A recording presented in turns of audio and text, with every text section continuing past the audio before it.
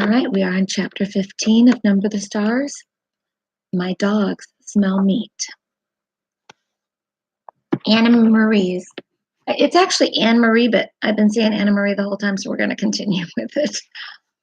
Anna Marie's mind raced. She remembered what her mother had said. If anyone stops you, you must pretend to be nothing more than a silly little girl. She stared at the soldier. She remembered how she stared at the others, frightened when they had stopped her on the street.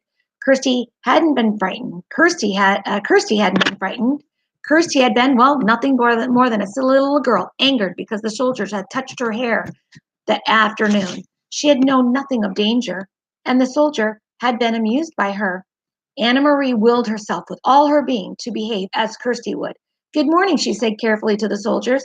They looked her up and down in silence. Both dogs were tense and alert. Two soldiers held the leashes,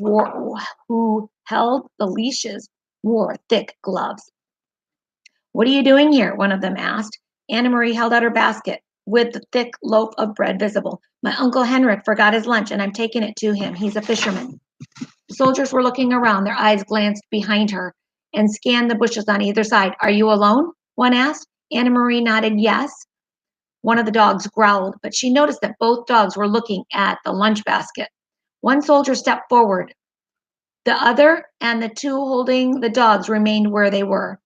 You came out before daybreak just to bring a lunch? Why doesn't your uncle eat fish? What would Kirsty reply? Anna Marie tried to giggle the way her sister might. Uncle Henry doesn't even like fish, she said, laughing. He says he sees too much of it and smells too much of it. Anyway, he wouldn't eat it raw. She made a face. Well, I suppose he would if he were starving, but Uncle Henrik always has bread and cheese for lunch. Keep chattering, she told herself as Kirsty would, a silly little girl. I like fish, she went on. I like it the way my mother cooks it. Sometimes she rolls it in breadcrumbs, and the soldier reached forward and grabbed the crisp loaf of bread from the basket. He examined it carefully. Then he broke it in half, pulling the two halves apart with his fist. That would enrage Kirsty, she knew. Don't, she said angrily. That's Uncle Henrik's bread. My mother baked it. The soldier ignored her. He tossed the two halves of the loaf to the ground, one half in front of each dog. They consumed it, each snapping at the bread and gulping it so that it was gone in an instant. Have you seen anyone in the woods? The soldier barked the question at her. No, only you. Anna Marie stared at him. What are you doing in the woods anyway? You're making me late. Uncle Henrik's boat will leave before I get there with his lunch, or what's left of his lunch. The soldier picked up the wedge of cheese. He turned it over in his hand. He turned to the three behind him and asked them something in their own language. One of them answered 9 in a bored tone. Anna Marie recognized that word. The man had replied no. He'd probably been asked, Anna Marie thought, do you want this? Or perhaps, should I give this to the dogs? The soldier continued to hold the cheese. He tossed it back and forth between his hands. Anna Marie gave an exasperated sigh. Could I go now, please? She asked impatiently. The soldier reached for the apple. He noted its brown spots and made a face of disgust. No meat? He asked, glancing at the basket and the napkin that lay in its bottom. Anna Marie gave him a withering look. You know we have no meat, she said insolently. Your army eats all of Denmark's meat. Please, please, she implored in her mind, don't lift the napkin. The soldier laughed. He dropped the bruised apple on the ground. One of the dogs leaned forward, pulling at its leash, sniffed the apple, and stepped back. But both dogs still looked intently at the basket, their ears alert, their mouths open. Saliva glistened on their smooth pink gums. My dogs smell meat, the soldier said. They smell squirrels in the wood, Anna Marie responded. You should take them hunting. The soldier reached forward with the cheese in one hand as if he were going to return it to the basket. But he didn't.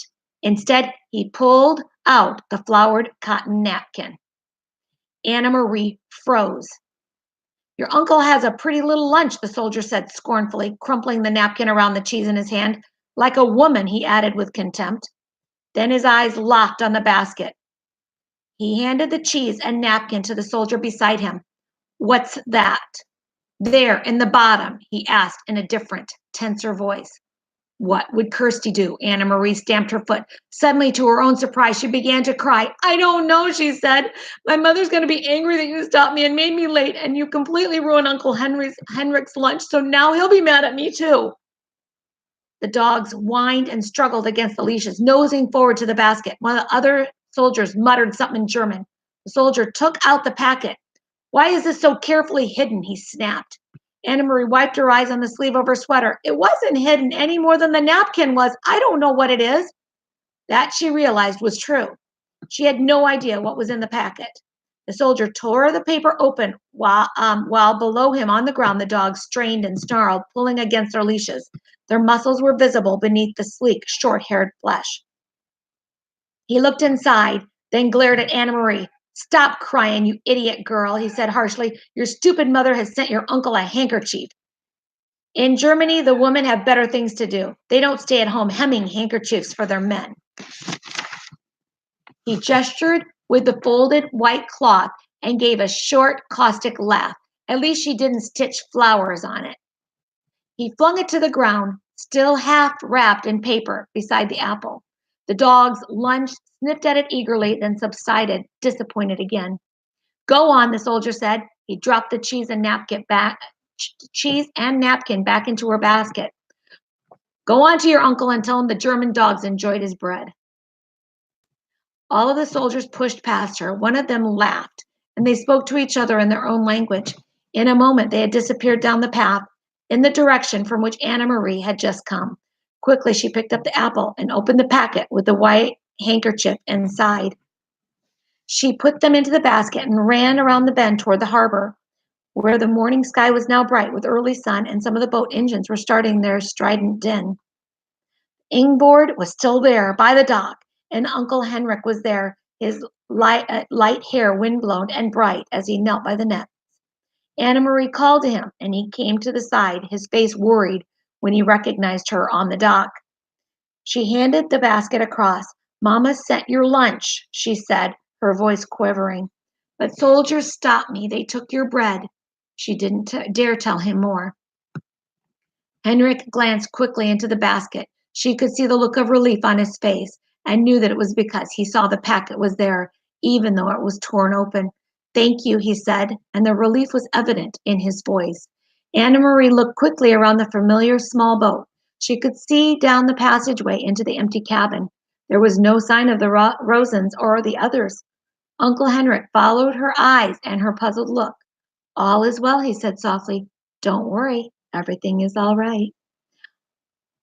I wasn't sure, he said, but now, his eyes with the basket in his hands, because of you, Anna Marie, everything is all right. You must run home now and tell your mama not to worry. I will see you this evening. He grinned at her suddenly. They took my bread, eh? He said. I hope they choke on it.